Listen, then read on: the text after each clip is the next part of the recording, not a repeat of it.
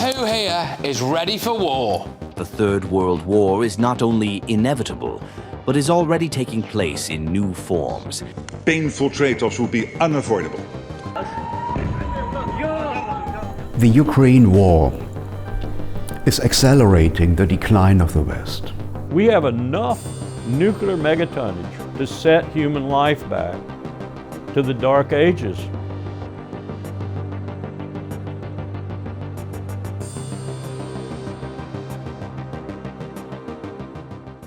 My name is Erich Vad. I'm a former general, and I had 8 years in the Federal Chancellery as a military policy advisor to Angela Merkel. And before that, I had several assignments, of course, in NATO, European Union. I was stationed in the US and did a job as Chief of Staff of an armored brigade. I would say the most pressing security situation we have now. It's the most dangerous situation after the Second World War. I mean the war between Russia and Ukraine, and the proxy war between, which is a proxy war between the US and Russia. And the Americans have now produced a peace plan paper. And I hope the best that in Geneva they will bring all these Europeans together behind this idea, this American and Russian idea to stop this war and find a way out of this war, because it makes no sense from a military point of view, because there is no military solution foreseeable which would be in favor of the Ukrainian side. And this is true since the beginning. In the end, I remember in the end of 22, during that time, I also said that a military solution of the war is not foreseeable. It's not.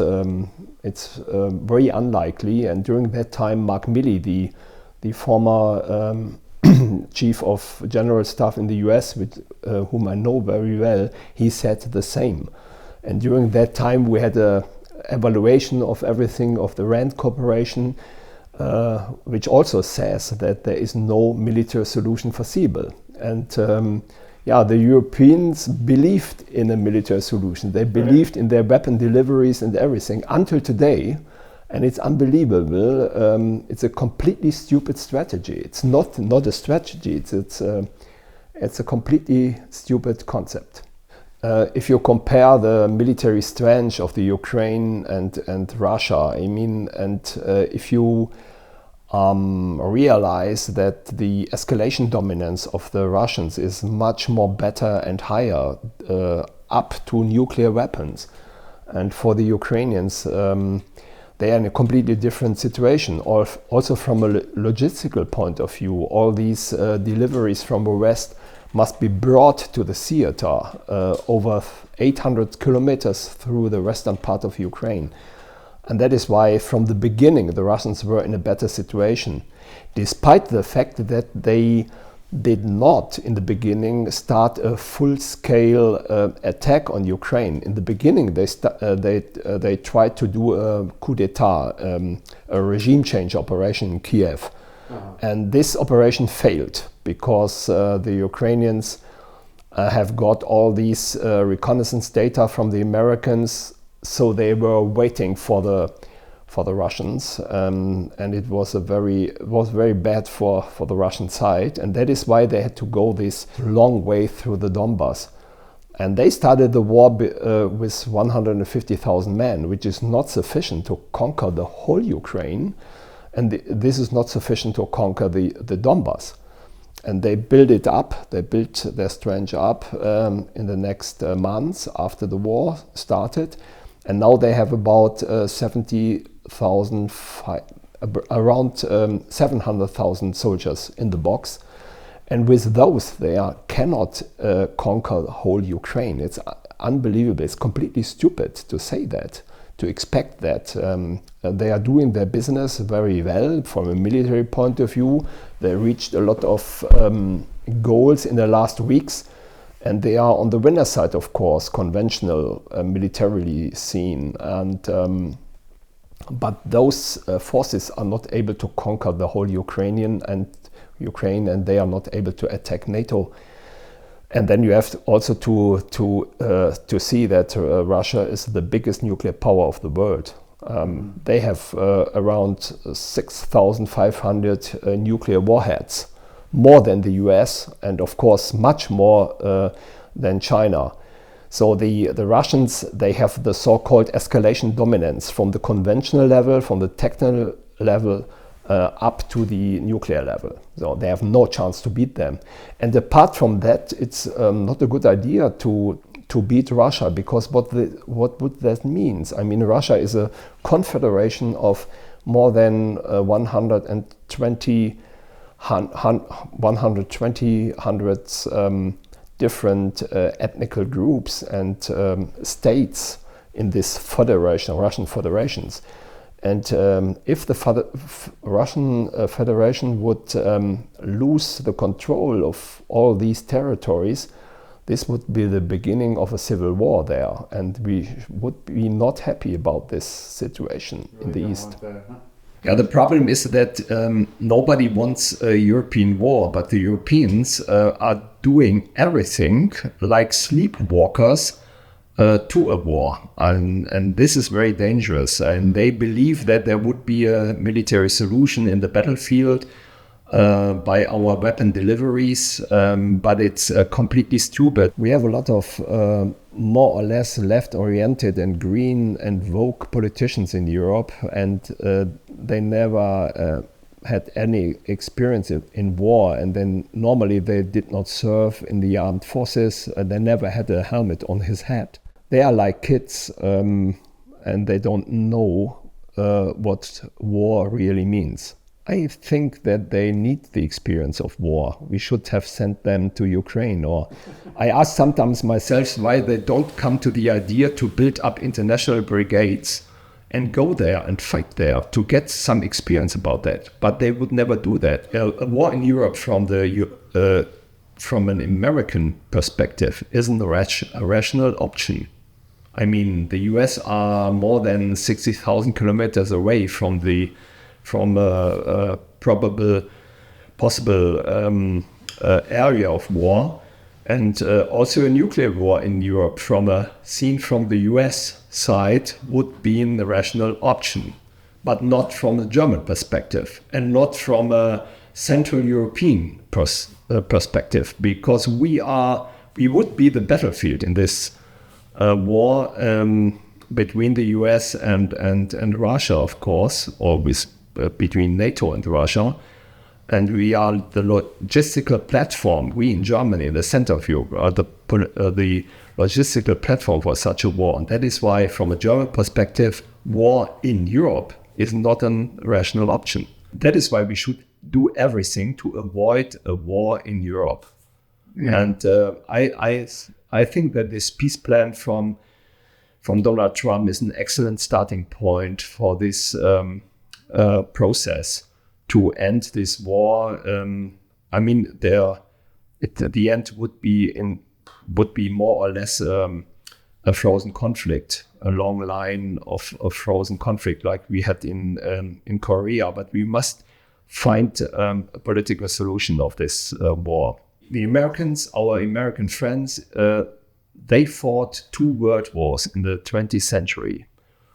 In the end, they had about 500,000 dead soldiers. Only 500,000 dead soldiers in World War the First and the Second. And compare this amount of fallen soldiers with all these million people who died in this war. But in the end, the US was a world power after the Second World War. So in the end, it was a very good deal from the American perspective, not from the European one. Okay. And in going back to history, the Americans fought a lot of wars, but always in other countries. From an American point of view, I can understand that it's not a good idea if the Russians and Germans would be friends. It's not a good idea from an American point of view, because this DVD et impera is very important to balance out all these these different forces in Europe. But from a German point of view, a good relationship to Russia is very important. And we had this in the last decades. We had this not always easy, but in fact, and under the line, a very good relationship to Moscow. And it was started. This process was started in 10 years after the Second World War in '55. Konrad Adenauer, who was the first German chancellor after the war, he did everything that Germany would be member of NATO. And in the springtime of '55, Germany was attending NATO, and we guaranteed to build up 12 divisions for NATO in the center of Europe, within our country.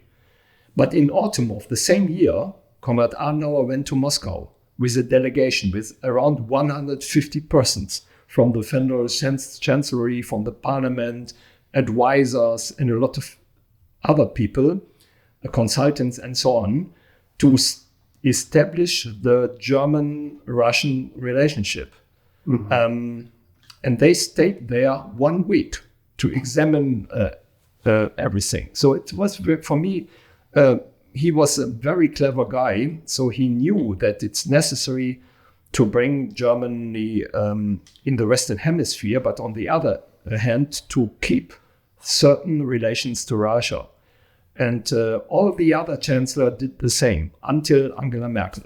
But in our days, we have no real good and valid contacts to the Kremlin. And since Donald Trump is in office, I mean, we have very strong channels between the White House and the Kremlin, and also between the heads of the armed forces and the special CIA and stuff like that, but not anymore from Berlin. And this is not good for our country, because it's a special national interest to have those relationships. That is why our American friends are not happy about that, and that is why they did everything to destroy that, and they were very successful in this.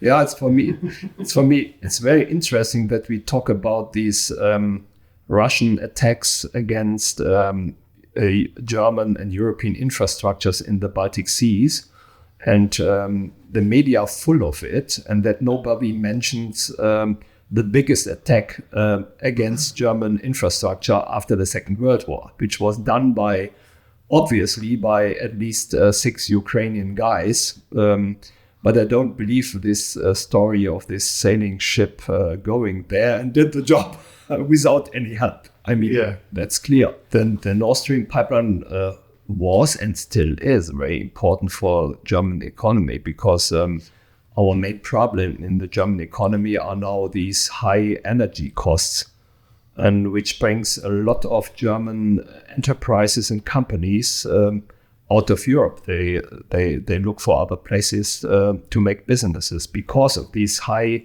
standard of energy costs. But maybe one day Donald Trump will buy this pipeline and let us also have some gas from Russia again. I don't know how it will develop in the near future. The most European states, also Germany, they decided to stand on the Ukrainian side unilaterally and do everything for the Ukraine. And I think this was a big mistake in the past, and that we stopped any also covered contacts to Moscow. And I mean, for me as a soldier, I mean, I studied peace and war. I did a dissertation on Clausewitz 40 years ago, parallel to my duty in the German armed forces.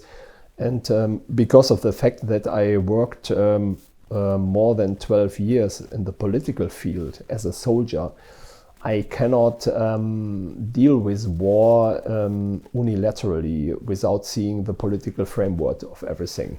I mean, war is always a mean of politics, which is completely in the tradition of Clausewitz.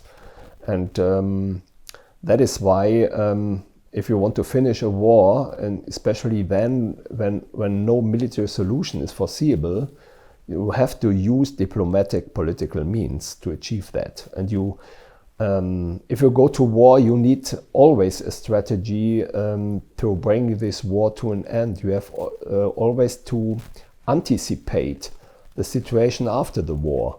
Otherwise you lose. I mean, a good example is, for instance, the American attack on Iran some weeks ago. This was done between a dozen of days, and parallel to that there were negotiations in Oman, and there were a lot of talking to keep this war limited in time and also in space. And this is a very good concept in principle. But with regard to the Ukrainian war, we didn't do that from the European side. We always delivered and only delivered weapons, and we had no strategy how to come out of this war. And we never had realistic political aims. I mean, 1 year ago, you could read in German newspapers, we have to defeat the Russians. What does it mean to defeat the Russians? It's completely nonsense. But this was said in our main media, and some people believe in this. But I mean, in which way you can defeat a nuclear power with more than 5,500 warheads? I mean, it's always important to have clearly defined political objectives, realistic objectives, and you need the means to achieve them. And only by doing weapon deliveries to the Ukrainians from the beginning, it was not probable that they could defeat the Russians on the battlefield. And exactly that happened. The decision about war and peace is done in Washington or Moscow, and not in Brussels, and not in Berlin and in London or Paris. I mean, they are the masters of war, and it's a very it's like in the end of the Second World War in Yalta. I mean, they decided to the order after the war, and now we have the same. They decide what to do with Ukraine and the Western allies, and we are completely out of the game, Europeans. I mean, but I tried to explain that why this happened, and we are out of the game because we did only deliver weapons, and that's it. And that is why this is one of the main reasons that we are now out of business. In fact, if the Europeans would not follow these American policy to end this war, it could happen that Donald Trump in the end would say, I have the nose full of that, and let the Europeans do their business with the Russians, because my main focus is China and the Indo-Pacific, and let they do what they like. This would be very dangerous for Europe. And then the risk of a war, a European war, would increase. I mean, the Americans have two options. One option is a European war between NATO, Europe and Russia, supported by the US, more or less, so that they can concentrate themselves on the Indo-Pacific. And the other option is to end this war. And I believe that Donald Trump wants to end this war, because I'm sure that he wants to get this Peace Nobel Prize in the next year. And it's my hope, that he's so ambitioned to get this, that in the end he will do this job. But I don't trust the Europeans in this case. Yeah, it's a little bit irrational. I mean, they have the fear, of course, that the Russians would go to war with NATO Europe, but it's completely unrealistic.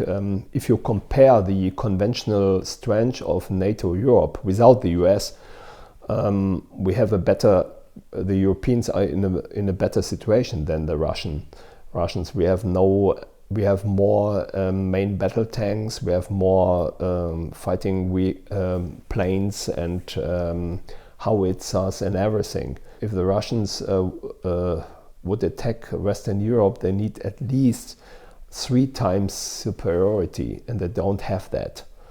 I mean, they have now around 700,000 soldiers in the box in Donbass, which is not sufficient to conquer the whole Ukraine.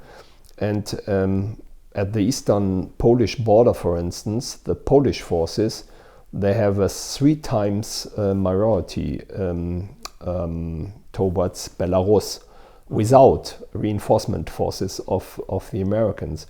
And the situation of the Baltic states is a little bit different, of course.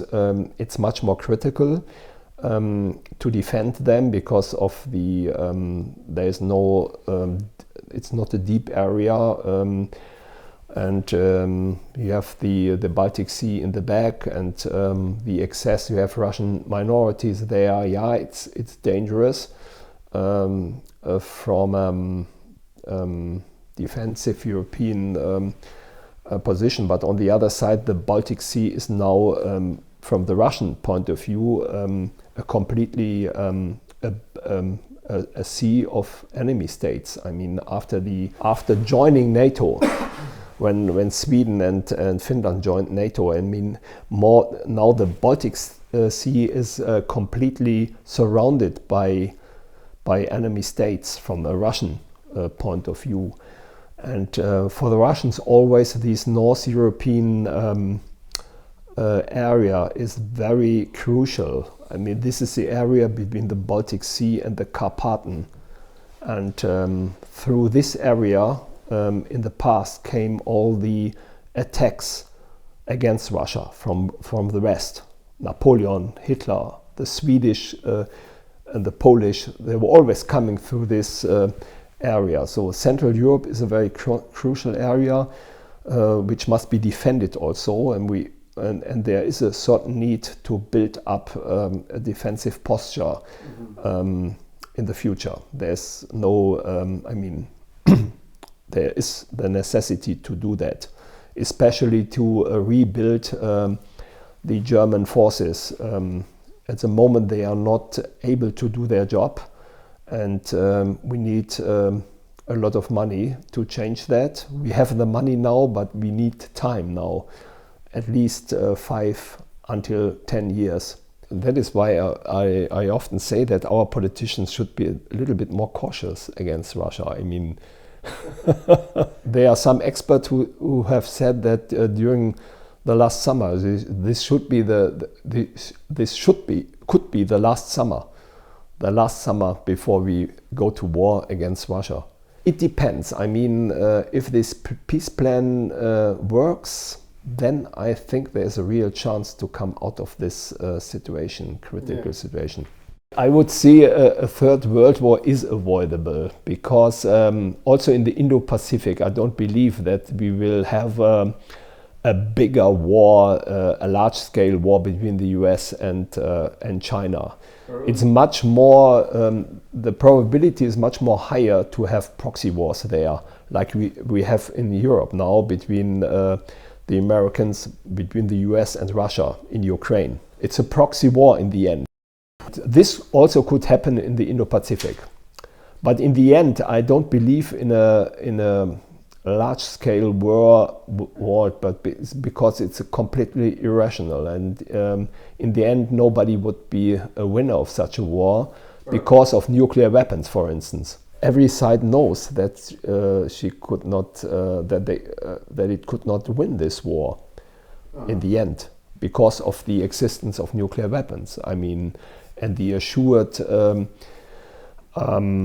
destruction of an enemy, the second strike capability and everything. So large scale, I don't believe that. In the Ukrainian war, for instance, there was also always a high probability of using nuclear weapons, especially if the Russians would not be successful to keep the Donbass and the Crimea area and the access to the Black Sea. If they would not be successful in this case, and if they would have been pushed to withdraw from this area, they would use nuclear weapons, I'm sure, because the area has a lot of strategic importance for the Russia, like Cuba, for instance, and the Caribbean for the US. I mean, a good example is the Cuban Missile Crisis in '62.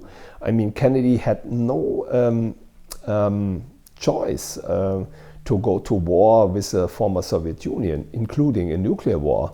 He could not accept that the Russians would put their rockets on Cuba and could get access to this island in the Caribbean. He could not do it from a strategic point of view. And the same is true for the Russians. They could not accept that Ukraine is member of NATO and that the Western countries would establish rockets along their border, and the distance to Moscow would be then around 700 kilometers. They could not accept that, and exactly that is the reason of the war. The Russian position is very easy. I described the Russian position to American friends by saying that imagine when Mexico would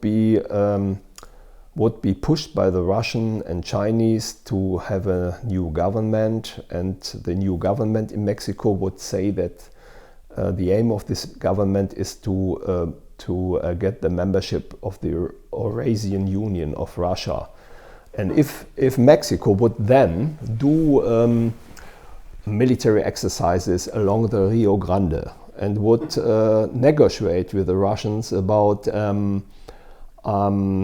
rocket systems along the border, and if they would negotiate harbors, the use of harbors in the Gulf of Mexico, and if they would do Navy exercises in the Gulf of Mexico, what do you think the Americans would do? I tell you, they would invade and change the situation. And exactly that did the Russians in February 22. That's the truth. And it's very simple. Yeah, there's a long history before the Russian attack to Ukraine. I mean, when I was in the Federal Chancellery, we had this NATO summit in Bucharest in 2008. And I worked there together with the German Chancellor.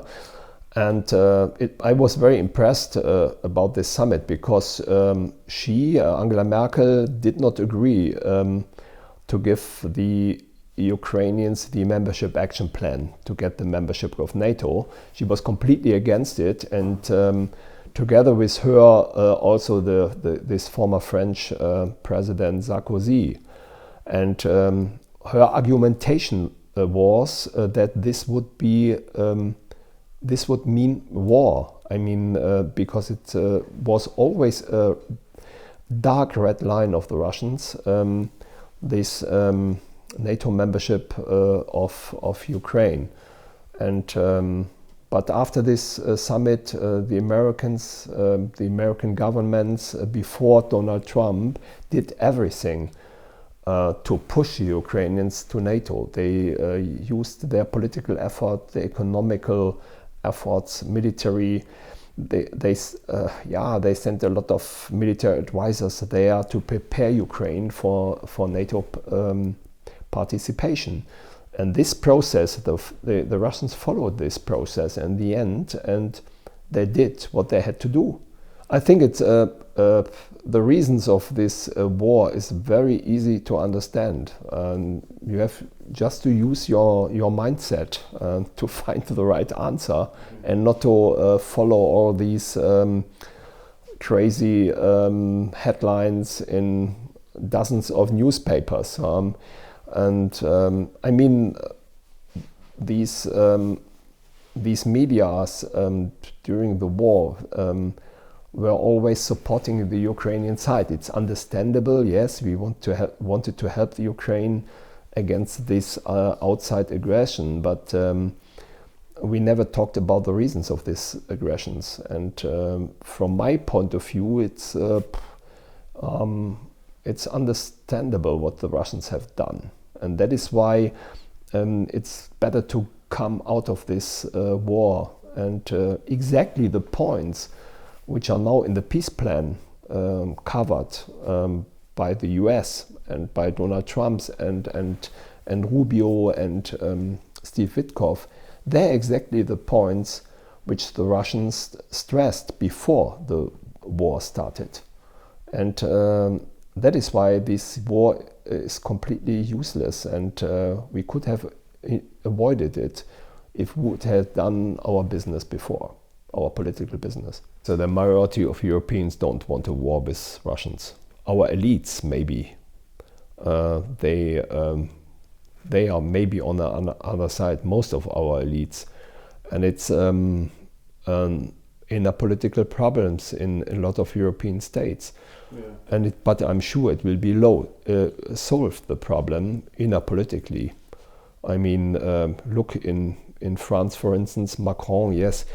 I mean, they have a financial crisis. I mean, sometimes I think that it's much more necessary to help France than Ukraine, because they are in a very bad situation. And Starmer, for instance, I mean, his polls are so bad. I mean, he has the worst polls in the history of a prime minister. I mean, and he's a very weak government, also in France and also in Germany, of course.